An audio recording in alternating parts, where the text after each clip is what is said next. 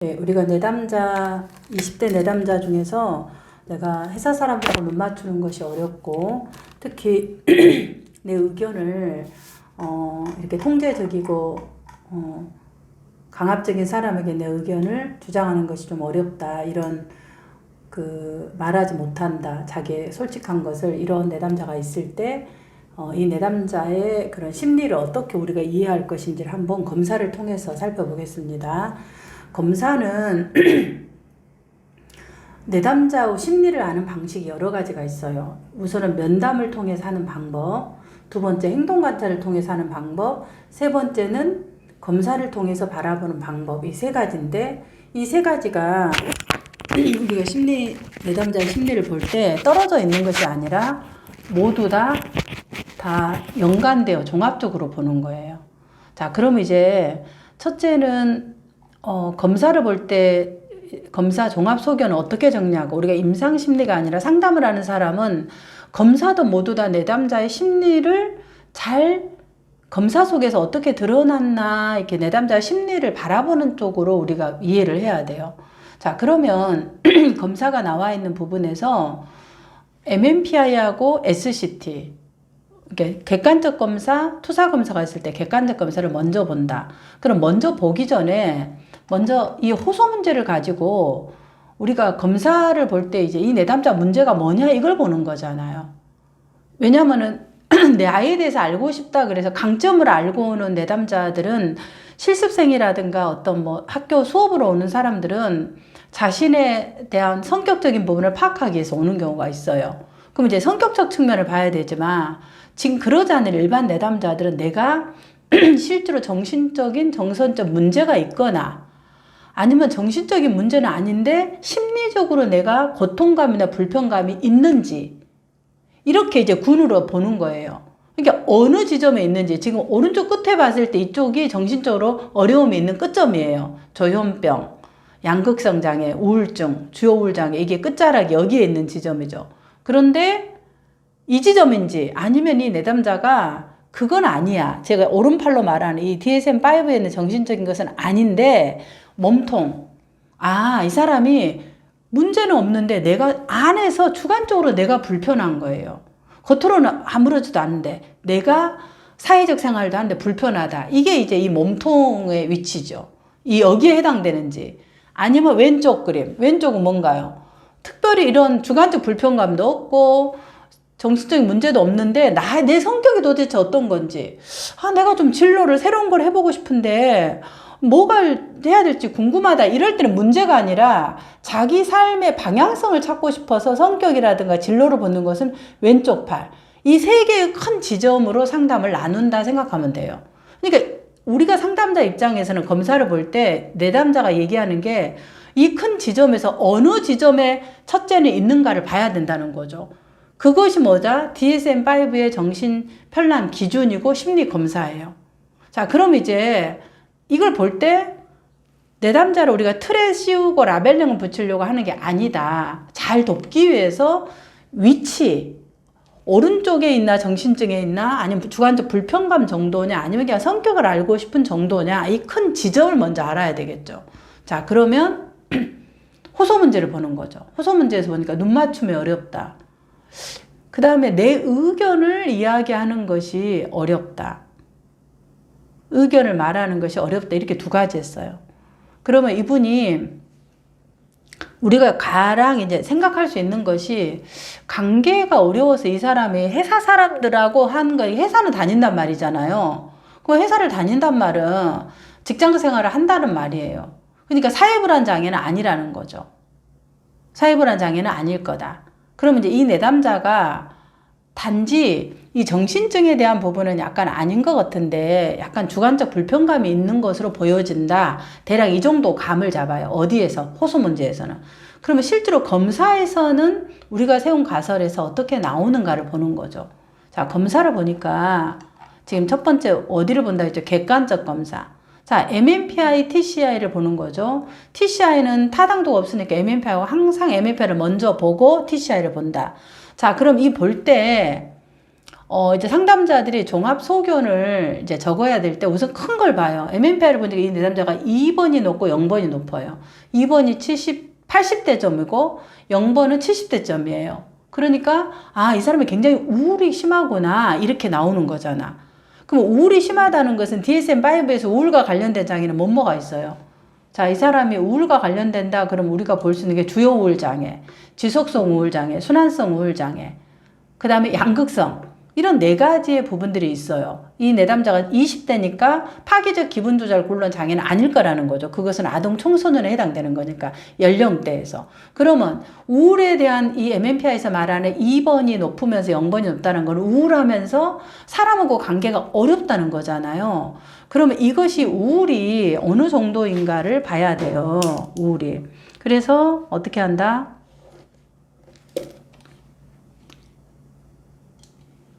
이 구체적인 경우를 봐요. 근데 이제 발달력을 보니까 이 내담자가 항우울제를 4년 동안 메디케이션을 하고 있었다. 이랬다면, 이 내담자가 우리가 말한 우울에 대한 DSM-5에서 해당된다는 거, 이 몸통이 아니라, 검사를 보니까 뭐다? 오른쪽에 해당되는 정신적인 어려움이 있다. 이 말이에요.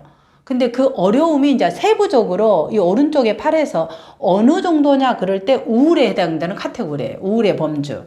그러면 그 우울의 범주 중에서 언제다? 4년 동안 메디케이션 했다란 말은 최근 6개월 동안 2주 동안 지속된 어려움들이 6개월 동안 있었다는 주요 우울 장애는 아니라는 거죠. 이 우울의 종류가 여러 가지가 있을 때 내담자가 지금 급성은 아니라는 거 쉽게 얘기하면. 그래서 이 내담자 2번 척도 0번 척도가 이렇게 높으면 나는 너무 우울해서 사람 만나는 게 힘들어요 이 말이야. 근데 힘들다고 오른쪽 타당 임상 척도는 이렇게 하늘을 찌르고 얘기하는데 타당도 척도는 어떻게 나와 있냐면은 F가 40대 중반이에요. 자, 나는 우울하고 관계가 힘들어. 이게 80대, 70대 깃발을 날리고 있어. 힘들어 죽겠어요. 내가 우울하고 관계 때문에 힘들어. 이 말이야. 그런데 왼쪽에 타당도는 뭐라고? 별로 안 힘들어요. 이 얘기를 해. 지금 이렇게 돼 있어요. 이 그래프가 쉽게 얘기하면. 왼쪽은 타당도, 오른쪽은 임상. 자, 그러면 이걸 상담사가 볼 때 어때요? 이것도 높으면서, 나 힘들어 죽겠어. 이 두 개가 이렇게 상승을 해 있으면 주요 우울 장애로 MDD로 볼 수 있는 가능성이 있는데 지금 이게 내려왔어요. 타당도가. 별로 힘들지 않아요. F가 말하잖아. 40대 중반은. 그러면 이 내담자가 우울하긴 한데 급성으로 온 것이 아니라는 거예요. 4년 동안 약을 먹었다는 걸 봤을 때 이 내담자가 만성 우울이다. 우리 보통 얘기할 때 말하는 만성 우울이다. 그걸 이제 우리가 조금 학교 교과서로 표현하자면 우리가 이것을 지속됐다 우울이 그래서 지속성 우울장애 이렇게 하는 거예요. 약을 먹었고. 그럼 내담자는 지금 현재 어떤 부분이다? 지속성 우울장애에 해당된다는 거예요. 그런 게 우울이 만성화가 됐으니까 내가 우울한지 힘든지도 몰라요. 그냥 이게 삶이 돼버려서. 그렇게 볼 수 있다. 자, 그러면 이렇게 봤을 때 이제 이 내담자가 우울을 살펴봤을 때는 가장 먼저 봐야 되는 게 이 내담자가 자살이 있나 없나를 봐야 돼요. 그래서 자살에 해당되는 것은 내용 소촉대 DEP4를 보는 거죠. 자살 척도가 높으면 위기 내담자니까 개입을 해야 되는 거죠. 그런데 지금 이 데이터가 불일치하단 말은 이게 지금 정확하게 나와 있지 않아서 알지 못하지만 지금 DEP가 50대 중반인 걸 봐서는 자살 사고는 없어 보여요. 근데 이제 결정 문항하고 정확하게 다시 이건 확인해 봐야 되는데 어쨌든 보는 것은 F 척도 그 다음에 자살 척도 9번 척도 9번 척도는 40대 중반 초반 에너지가 없다라는 거죠. 우울하니까. 그래서 이제 그런 지속성 우울장애에 해당된다고 먼저 DSM-5에 해당되는 것을 먼저 보는 거예요. 이게 이제 내담자의 그 진단적 임상적 진단을 보는 거죠. MMPI를 보고. 그 다음 나머지 TCI라든가 SCT나 HDP 이것은 뭐냐면 이렇게 말한 임상적 진단을 조금 더 실제로 그러나 하고 투사검사를 통해서 증거를 확보하는 방식으로 보셔야 돼요. 자, 그러면 이제 증거를 확보하는 방식을 어떻게 하냐 그러면 종합소견을 막 적으려고 하면 어디서부터 어디까지 무엇을 적어야 될지 상담사들이 헷갈려요. 그래서 저는 이제 상담을 할 때 조금 이제 4가지로 좀 나누어서 기술을 해봐라. 그러면 조금 쉬워요. 이거는 이렇게 해야 된다라는 게 아니라 기술하는 방식일 뿐이에요. 이렇게 하지 않고 다른 방식으로 해도 괜찮다. 첫 번째는 내가 나를 어떻게 보나. 첫 번째 종합소견에서 자아 개념을 먼저 본다. 그럼 자아 개념은 어떻게 보냐면 내가 나를 어떻게 봐요? 이렇게 되는데 이 내담자가 좀 순서를 바꿔볼게요. 자아 개념, 정서, 그 다음에 대인관계, 그 다음에 대처 방식. 이게 이제 4가지 중에서 내담자의 정서를 먼저 볼게요. 왜냐하면 이미 우리가 우울하다고 얘기를 했기 때문에. 그럼 첫 번째 정서 영역을 보는 거예요. 정서, 큰 주제를.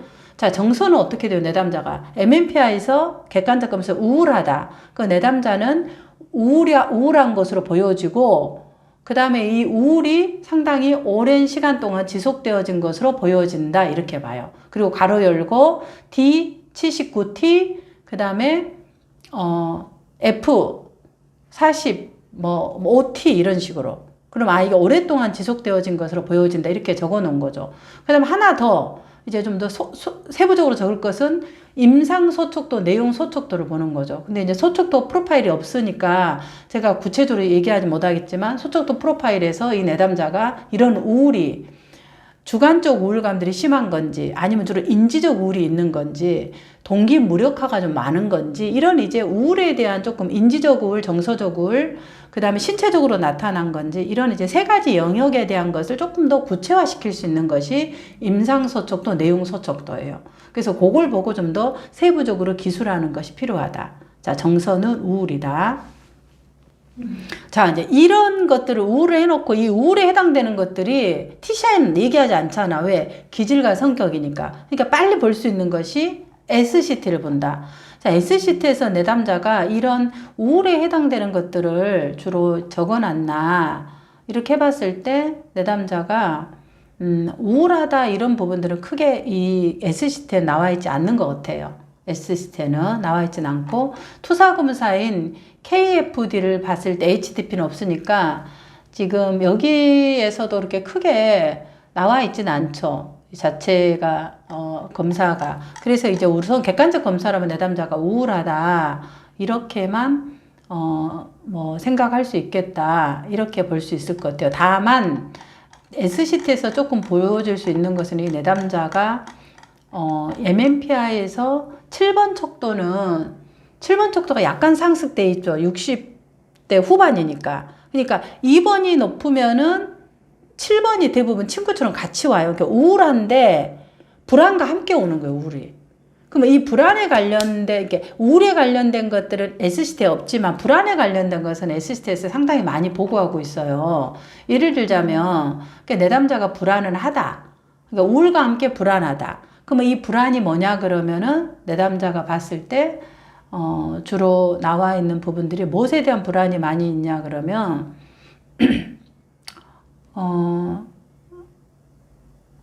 내가 두려워하는 것이 많다. 그 다음에 또 나만의 두려움도 많다. 그 다음 두려운 생각이 휩싸이면은 내가 멈출 수 없다. 그러니까 두려운 생각이 계속 지속적으로 불안들이 이렇게 일어난다고 볼 수 있겠죠. 그리고 그런 걸 봤을 때 내담자가 상당히 이제 이 불안이 있다. 근데 이 불안이 있는데 이 불안이 어떤 상황적으로 생긴 건지 아니면 내담자가 기질적으로 생긴 건지를 조금 더 봐야 돼요. 그래서 내담자가 우울하다. 아울러 내담자는 또한 불안을 느낀 것으로 보여진다. 자, 7번 척도 60대 T, 그 다음에 SCT, 지금 말하는 14, 17, 27 이런 걸 봤을 때 17, 27, 46번에서 거짓말을 한 거, 또 뭐 두렵다 이런 것들의 내용들이 이제 SCT에 적는 거죠.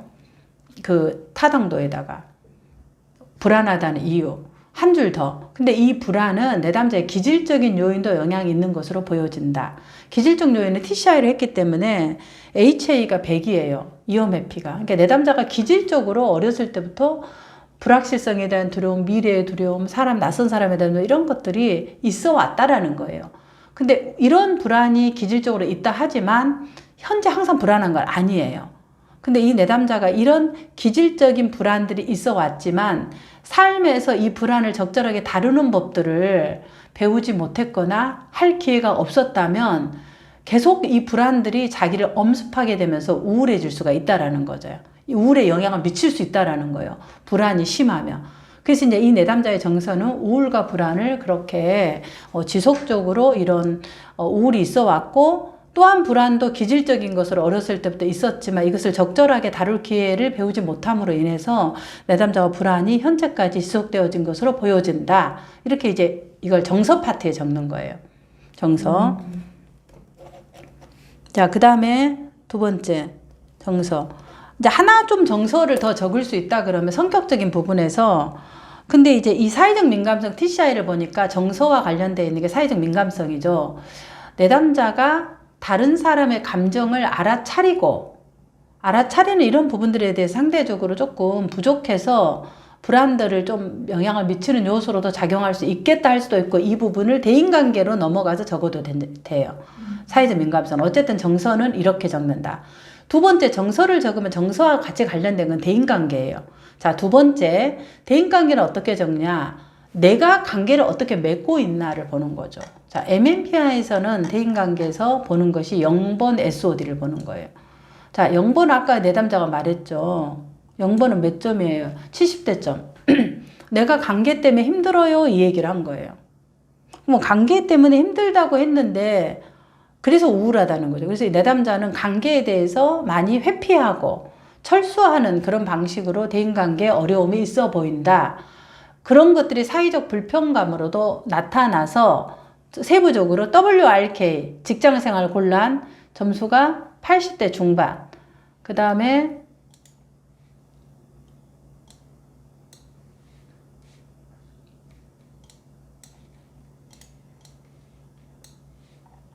또 뭐가 있나요?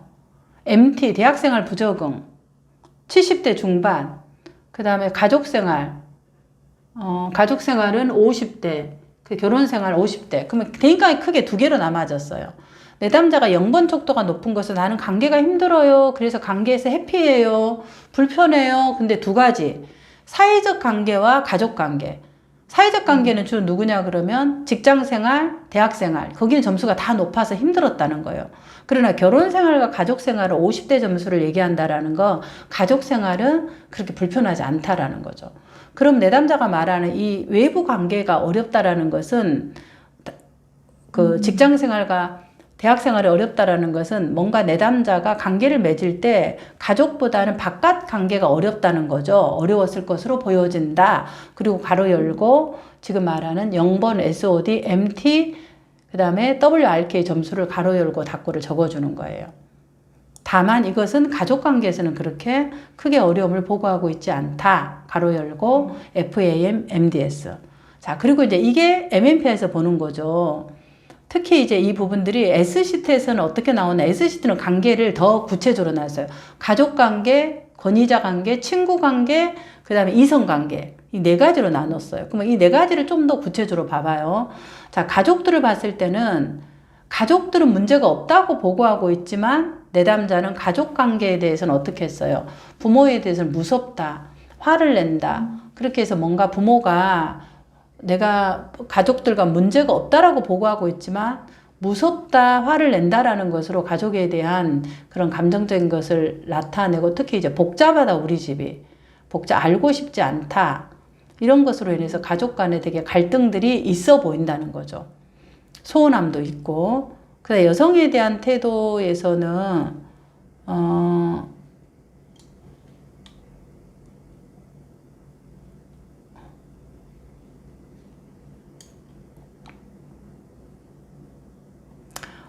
여성과 남성에 대한 이런 태도에 대해서는 별로 그렇게 크게 기대감이 없게 나와 있잖아요. 그리고 친구 관계에 대해서는 그냥 그저 그렇다. 그러니까 별로 관계에 대해서 이 내담자가 정서적으로 친밀감을 갖거나 좋은 긍정적 관계의 경험들이 뭔가요? 안 나와 있어요. 권위자는 숨 막힌다. 이렇게 해서 별로 관계에 대한 것들이 S시트에서도 어때요? 어려움이 있는 것들이 지금 말하는 것들을 봤을 때 우리가 세운 가설을 지지하는 하나의 증거가 된다. 이렇게 말할 수 있겠습니다.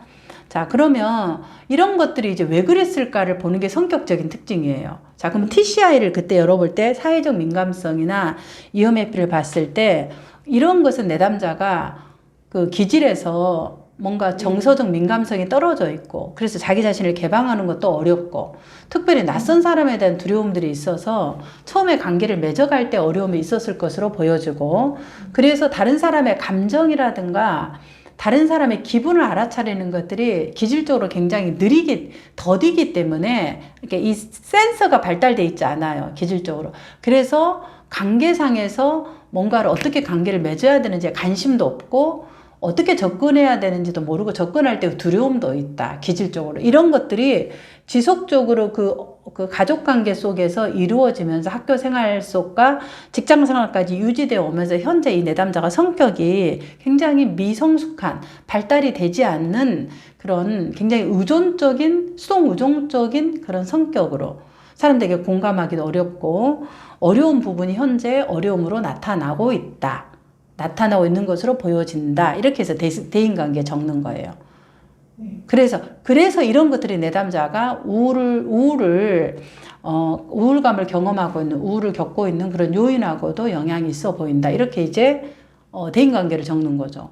자, 그러면 대인관계를 적으니까 어때요? 그 대인관계를 하고 나면 그 다음 나는 어떻게 해요? 나 스스로는, 나를 어떻게 보느냐. 이제 자아 개념을 적는 거예요. 내가 내 스스로 볼 때 나는 어떨까요? 자, MMPI에서 내가 나를 어떻게 보죠? 자, 찾아보니까 LSE, 낮은 low self esteem, 내가 나를 바라보는 것이 어떠냐 이래요.